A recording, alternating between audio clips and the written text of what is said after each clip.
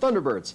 Giant birds big enough to carry away humans. But where did the legend come from? Is there any real-world explanation for what they could be? And what are some stories of Thunderbirds? Well, in this video, we're going to jump into some of the wikis and see what we can learn about the Thunderbird. But real quick, guys, I'm trying to hit 2,000 subscribers, and if you could give me a hand with that, it would be greatly appreciated. Let's see what the Cryptid wiki has to say about Thunderbirds. The Thunderbird is a cryptozoological creature associated with large bird-like animals that live anywhere from northern Canada and Alaska down to Central America. Similar animals often appear in Native American mythology. Some tales tell of enormous eagles strong enough to carry whales back to their nests. Since pioneers began moving west across the North American plains, sightings of large birds have been reported. Similar stories appear in civilizations around the world. The legend. The native tribes all across North America, especially along the Pacific coast and in the Great Lakes area, have stories depicting enormous birds of prey. Some stories told that these birds were so large and powerful that when they flapped their wings, thunder was created, lightning flashed out of their eyes, and water fell off their backs, creating rain. The tribes used thunderbirds to explain some of the things that happen naturally, such as storms and other forms of weather. The legend of the Passamaquoddies? Yeah, I'm butchering names today, guys. I'm sorry. For example, describes the quest of two Native Americans in search of the source of thunder high in mountains. Other stories said that there was a thunderbird who battled an enormous killer whale. When the two beasts fought, they destroyed much of the land, knocking down trees and causing much destruction. Although dangerous and powerful beings, thunderbirds were also seen as benevolent nature spirits, and they sometimes assisted the tribes in their search for food during periods of famine. The igneous rocks, known as thunderstones, are the eggs of these creatures according to some legend. And now we're going to get into some actual tales of Thunderbirds, and starting with the 1977 Lawndale, Illinois Thunderbird attack. And these are modern tales, so I think in the last wiki or the next wiki, I'm not sure what order I'm going to put these in. We learned like the history with the tribes, but this one seems to be like actual modern attacks or sightings of Thunderbirds. The 1977 Lawndale, Illinois Thunderbird attack was a reported attack by two unidentified birds on a young boy. The attack occurred on 25 July 1977. 10-year-old Marlon Lowe was playing outside when he was suddenly attacked by two large birds, one of which temporarily picked him up and carried him over 30 feet. Before Marlon's mother, Ruth Lowe, ran to her son's rescue, chasing the birds away and then recovering her traumatized son. Reportedly, several eyewitnesses had seen the attack take place. The birds were described as having a white ring around their necks, a 4.5-foot body, with each wing approximately 4 feet long and 6-inch hook bill, 3 front claws, 1 back claw, and a large black body. It actually seems to me like they're describing a vulture more than an eagle. So it'd be kind of interesting to know if potentially at some point in history there were vultures or a vulture type bird that actually hunted, and maybe that progressed into the modern day. But it could also have just been these birds just attacked the boy, and this is what people saw. Thunderbirds today. Sightings of large bird-like creatures have been reported for many years, at least since people began settling further west in the United States and Canada. One of the most famous reports is from 1890, when two Arizona cowboys claimed to have shot and killed a large bird. It was described as having no feathers, and it had a head similar to that of an alligator. The two men supposedly dragged the dead bird back to town after killing it. The report seems to suggest that this creature looked more like a pterodactyl or a dragon than any modern-day bird. And that is another fun thing about pterosaurs. People, I guess, not only found their bones in the past, which also makes sense, and probably where we got a lot of our mythical creatures from, but a lot of them think that these terror birds are actually surviving pterosaurs that didn't go extinct at the end of the late Cretaceous period. But it's still kind of up in the air. Today, cryptozoologists usually refer to Thunderbird legends in the same way as any flying cryptid, such as the Kangamado, the Rock, the Ropin, and even sometimes the Jersey Devil. These flying creatures are often associated with modern-day pterosaurs. Many of the encounters with the creatures include the Thunderbirds, are all described similarly. Quite often, the creatures are said to resemble pterosaurs, which were thought to be extinct for millions of years. Alright, I've already gotten to my thoughts, so here's the explanation on the Cryptid Wiki. Thunderbirds may be modern-day pterosaurs. However, this is unlikely since no flying bird bigger than an albatross or an Andean condor has been discovered in recent times. But then again, they could still live, and that is 100% true. There could be larger birds that we just haven't found yet. Pterosaurs are suspected in Thunderbird sightings, but this seems far-fetched, as pterosaurs, according to science, have been long extinct since the late Cretaceous, around about 66 million years ago. Some exotic non-native birds, like the African crowned eagles and Andean condors, possibly escaping from captivity, may have played a role in Thunderbird sightings, with African crowned eagles said to have caused so-called Thunderbird attacks, and Andean condors being mistaken for the larger mythical Thunderbird at first glance.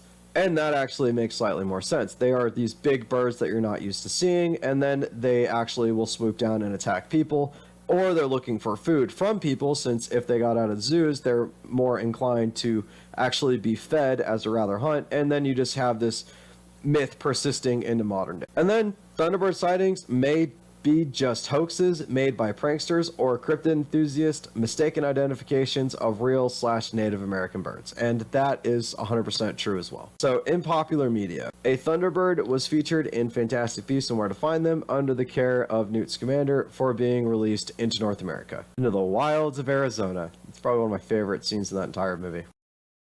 The Thunderbird is a mythological bird-like spirit in North American indigenous peoples' history and culture. It is considered a supernatural being of power and strength. It is frequently depicted in the art, songs, and oral histories of many Pacific Northwest coast cultures, but is also found in various forms among some people of the American Southwest, U.S. East Coast, Great Lakes, and Great Plains. The Thunderbird is said to create thunder by flapping its wings, and lightning by flashing its eyes. Across cultures, Thunderbirds are generally depicted as birds of prey or hybrids of humans and birds. Thunderbirds are often viewed as protectors, sometimes intervening on people's behalf, but expecting veneration, prayers, and gifts. Archaeology sites containing depictions of Thunderbirds have been found dating to the past 4,000 years. Pteroglyphs of Thunderbirds are found near Twin Bluffs, Wisconsin. They are in a shelter that was probably used 250 BCE to 1500. The Thunderbird myth and motif is prevalent along Algonquian peoples in the Northeast, i.e. Eastern Canada, Ontario, Quebec, and eastward, and Northeastern United States, and the Iroquois people surrounding the Great Lakes. The discussion of the Northeast region has included Algonquin speaking people in the lakes bordering U.S. Midwest states, i.e. the Ojibwe in Minnesota. In Algonquin mythology, the Thunderbirds control the upper world, while the underworld is governed by the underwater panther or great horned serpent.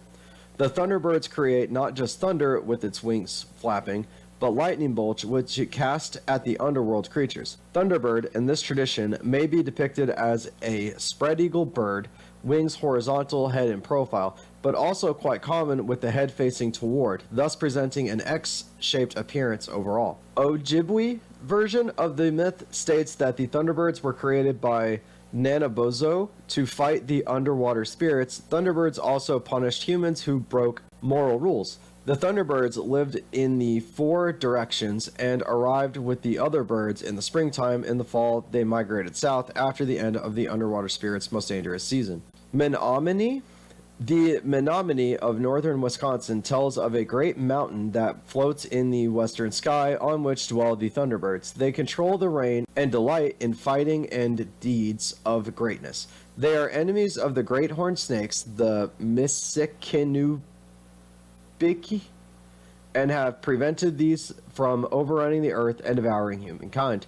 They are messengers of the great sun himself. Siowan. The Thunderbird motif is also seen in Siowan-speaking peoples, which include tribes traditionally occupying areas around the Great Lakes. Ho-Chunk tradition states that a man who has visions of a Thunderbird during a solitary fast will become a war chief of the people.